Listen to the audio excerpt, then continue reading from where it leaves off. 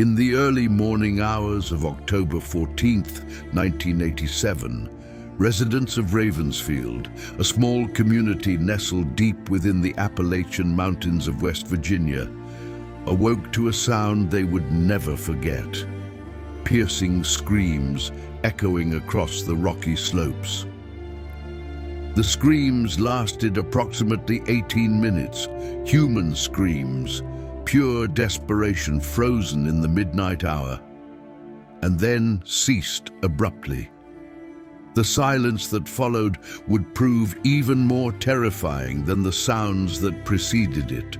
In the 37 years since that fateful night, no one has discovered who was screaming.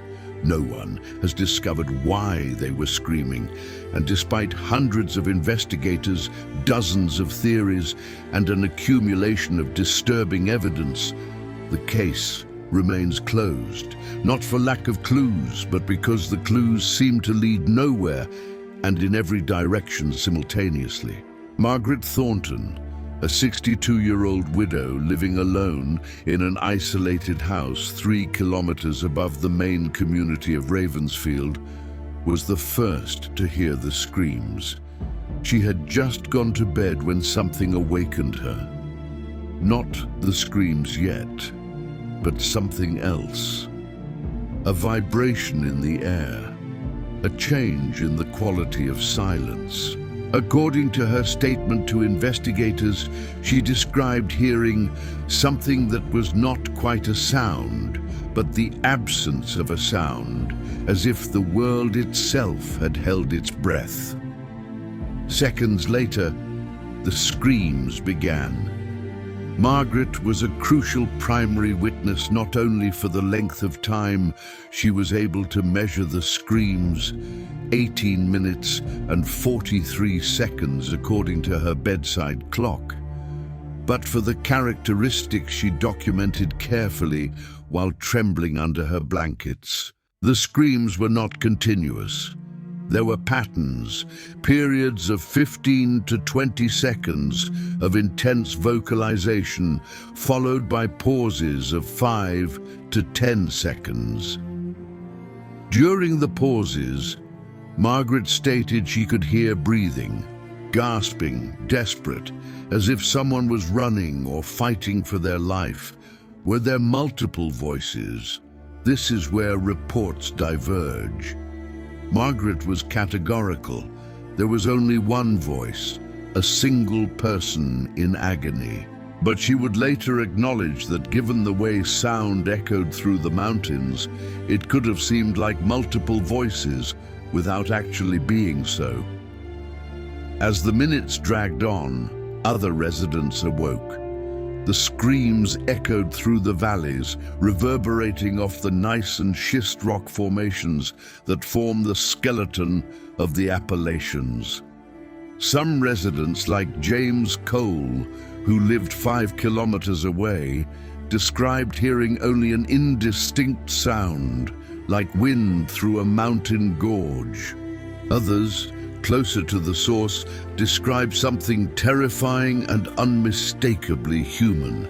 Dorothy and Henry Mackenzie, who lived just 400 meters from the approximate origin of the screams, called the local police at 11:17 p.m. The recording of that call still exists in the files of the Monroe County Sheriff's Office. In the recording, Dorothy's voice is nearly incoherent, dominated by genuine panic. "Something is happening on the mountain," she breathes into the phone. "Someone is being hurt. Please send help."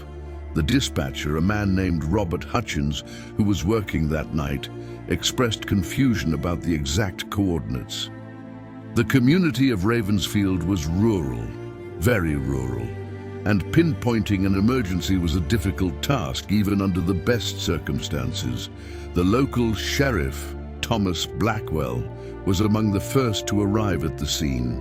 He reported to the station and gathered his deputies, arriving at the mountainside approximately 35 minutes after the initial call was made.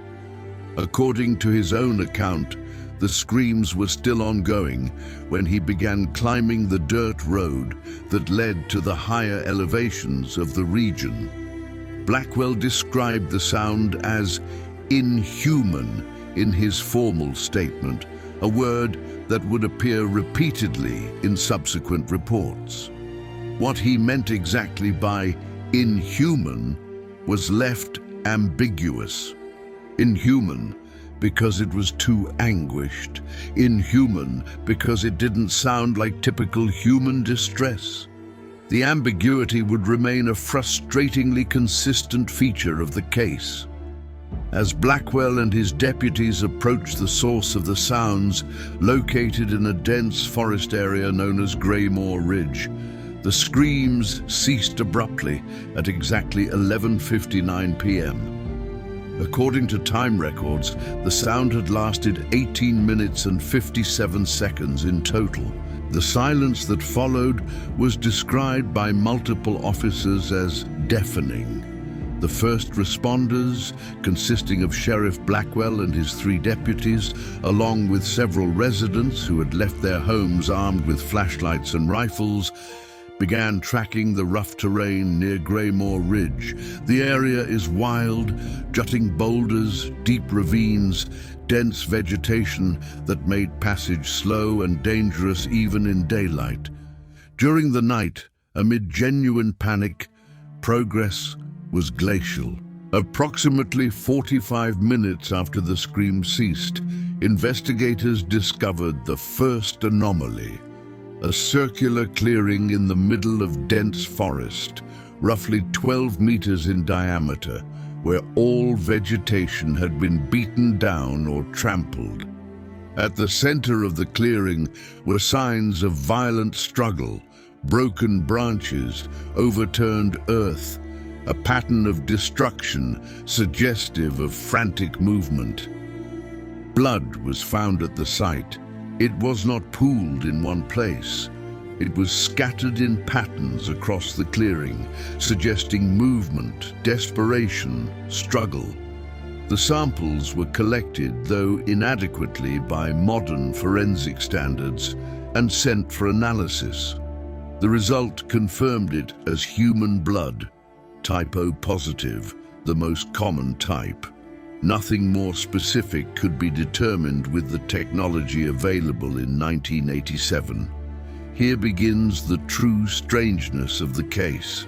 Despite obvious evidence of struggle, despite the blood, the broken branches, the signs of desperation, there was no body. There was no one. The forest appeared to be empty. Investigators expanded their search. They searched for hours that first night, then for entire days as the story began to leak to the media. Rescue squads were called. Search dogs were brought in from the state capital. The search eventually involved more than 80 people at its peak. They found nothing more. No body. No immediately identified missing person. No obvious explanation for who had screamed or why. The community of Ravensfield, a small town where practically everyone knew everyone, was thoroughly questioned. No one had gone missing. No one reported being injured. No one knew anything. 3 weeks after the screams, a disappearance brought new urgency to the case. Thomas Whelan, a 39-year-old man who worked as a logger in the forests around Ravensfield, was reported missing by his wife, Catherine, when he failed to return from work on November 4th, 1987. Thomas's disappearance presented disturbing characteristics. According to his co-workers, Thomas had gone out to work at a logging camp approximately 3 kilometers from where the screams were heard. He was accompanied by 2 co-workers, Robert Finch and David Carr, who reported that Thomas left the group to use the bathroom and simply never returned. Here is the truly disturbing detail. When his co-workers searched for him, they found his work equipment, His chainsaw, his tool belt, his jacket, laid out in a line in a particular direction, as if he had methodically discarded them while moving away from the camp. The authorities could not explain why a missing man would deliberately abandon his belongings. Thomas Whelan was never found, neither alive nor dead. Investigators speculated whether Thomas Whelan could have been the victim of the screams from 3 weeks earlier. The blood type found at the site was O positive.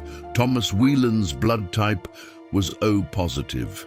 He had disappeared in a geographically proximate area, though with a 3-week time gap. But without a body, without DNA identification, the connection remained speculative. Furthermore, if Thomas were the victim of the screams, what would have happened to his body during those 3 weeks? The authorities had no answer. In the years that followed, 2 more disappearances were potentially linked to the screaming incident, though the connection was tenuous. Sarah Littleton, 25 years old, disappeared in May 1988 from her dormitory at a university 45 kilometers away. She was originally from Ravensfield. Her disappearance was initially considered unrelated, but investigators later noted that she had returned to Ravensfield just 1 week before she disappeared, perhaps to visit her family. Marcus Webb, 42 years old, disappeared in June 1989 while hiking on a mountain trail that passed through the territory where the screams had been heard. His car was found in the trail parking lot, but he was never seen again. The case files link these disappearances to the original incident primarily by geography. All have some connection, however tenuous, to Ravensfield, but the concrete evidence linking them is practically non-existent. The simplest and most prosaic explanation would be that someone suffered a terrible accident on the mountain, perhaps a fall, perhaps an encounter with a wild animal, screamed in agony for 18 minutes, and then somehow managed to leave the scene before dying somewhere far from the search efforts. The problem with this theory is the scope and intensity of the search.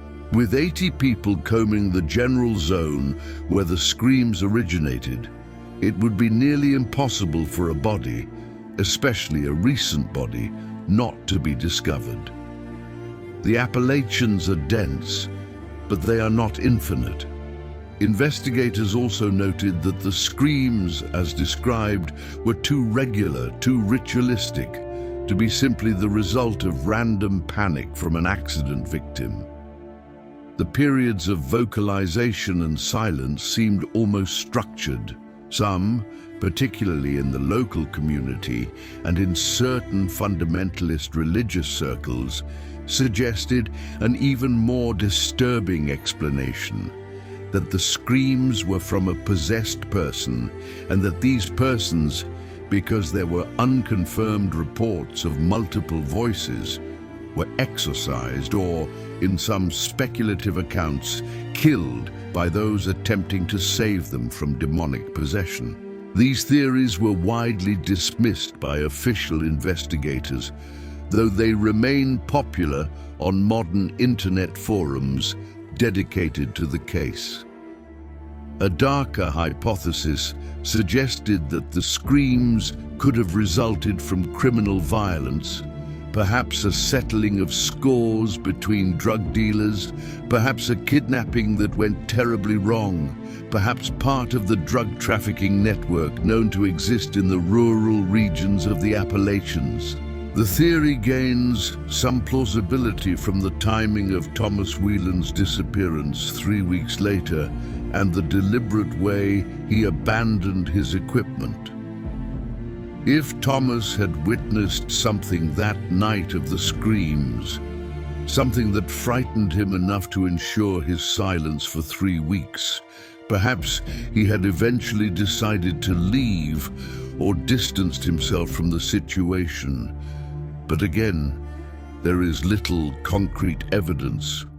No drug trafficking was identified in the community, no known rivalries between local criminals. The theory remains speculative. One of the most disturbing and least credible theories is that the screams resulted from a secret military experiment. The Appalachians have a history of military use. Research facilities exist at various locations, and there are records of military experiments that occurred in the region during the Cold War. Could there, in theory, have been some kind of weapons control experiment or psychological research being conducted clandestinely? Could this explain both the screams and the subsequent disappearance? This theory rests mainly on speculation and a certain distrust of authorities. There is no concrete evidence that such an experiment took place. Perhaps some independent investigators suggest someone was simply deliberately screaming on the mountain. Perhaps it was performance art, an artistic expression, a ritual of some obscure religion known only to its practitioners. Perhaps the person screamed deliberately, then calmly withdrew back into normal life, leaving only mystery and panic in their wake. This would explain the absence of a body, the ritualistic structure of the screams, the lack of any immediate disappearance. But it would leave the question of why anyone would do such a thing, and why the 3 weeks that followed would see Thomas Whelan's disappearance. The blood found in the clearing was tested for ABO type and confirmed as O positive. Nothing more. DNA testing was not routine in 1987, and the samples were preserved inadequately. If someone were to find DNA preserved in the samples today, it would almost certainly be degraded beyond use. When, in 1998, a new laboratory offered to perform DNA testing on the preserved blood samples, the police archives could not locate the original blood samples. They had disappeared. The records of police calls that night were preserved and digitized in 2003. They show 5 distinct telephone calls made between 11:17 p.m. and 11:32 p.m. 3 were from different residences, providing location information and describing screams or strange sounds. 1 call was from an officer in the field describing the clearing and evidence of struggle. 1 call was from a resident reporting that his dog was behaving strangely, extremely aggressive, snarling and barking at the mountains in a specific direction. This last detail, the animal behavior, interested investigators. Dogs can detect infrasound, very low frequencies inaudible to humans. Could there have been some source of sound that dogs could detect, but that was mostly inaudible to humans, causing distress? Could this explain both the inhuman sounds described by various witnesses and the animal behavior? The theory remains speculative. A frustrating feature of the case is how many documents appear to be lost or destroyed. The blood samples, as mentioned, but also detailed search records, maps marking where investigators searched, records of where search dogs covered. These documents were lost in a filing failure recorded in 1992. Correspondence between local investigators and state police agencies was mostly preserved, but many pages appear to be missing from various memoranda. It is unclear whether they were lost organically or deliberately removed. The authorities claim it was mere negligence. When the internet began to allow amateur investigators to share information, the Ravensfield case resurfaced. In 2006, a blogger identifying himself only as Mountain Truth began publishing detailed reconstructions of the incident, interviews with survivors, and speculative theories. The blog gained traction in the online unsolved cases community. People proposed their own theories. Some suggested there was evidence of official cover-up. Others suggested that the case was an urban legend, that the screams never happened, that it was mostly rumor that had grown over the years. But the existence of contemporary police reports refuted any suggestion that the entire incident was fabricated. The screams happened. Blood was found. Thomas Whelan disappeared. These were documented facts. In 2012, after decades of official dormancy, a non-profit criminal justice organization called Appalachian Case Files petitioned local authorities to reopen the investigation. They suggested new DNA testing on the blood samples, if they could be located, and more modern cold case analysis. The petition was initially denied. Local authorities cited lack of funds and lack of new leads, but social media pressure continued to build. In 2015, the authorities agreed to officially reopen the case as an active cold case investigation. The results of that reopening were inconclusive. 37 years later, what we can state with certainty is this.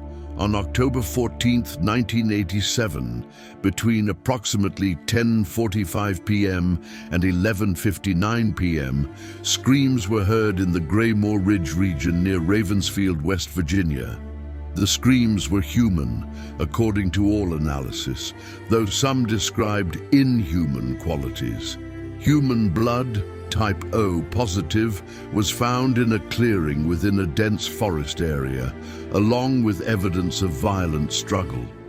No obvious cause for the screams was ever established. Thomas Whelan, a man who disappeared 3 weeks later in a closely related area, remains missing. Sarah Littleton and Marcus Webb, whose connection to the original incident is tenuous but possible, also remain missing. Who was screaming? Why were they screaming? What caused the struggle? Where did the person go? And why, in a community where everyone knows everyone, can no one, or will no one, provide an answer? When investigators approached Margaret Thornton in 2015 for a follow-up interview 3 decades later, she refused, saying only that it is better to let the dead sleep. The Appalachian Mountains keep their secrets. They have done so for centuries, through indigenous settlements, through European colonization, through gold and coal, and all the painful human history that marks the region. One night of screams, a clearing covered in blood, a few disappearances. All of this is merely a small part of the great and mysterious past of these mountains. The screams echoed for only 18 minutes, but in the 37 years that have followed, they have continued echoing in the minds of those who heard them.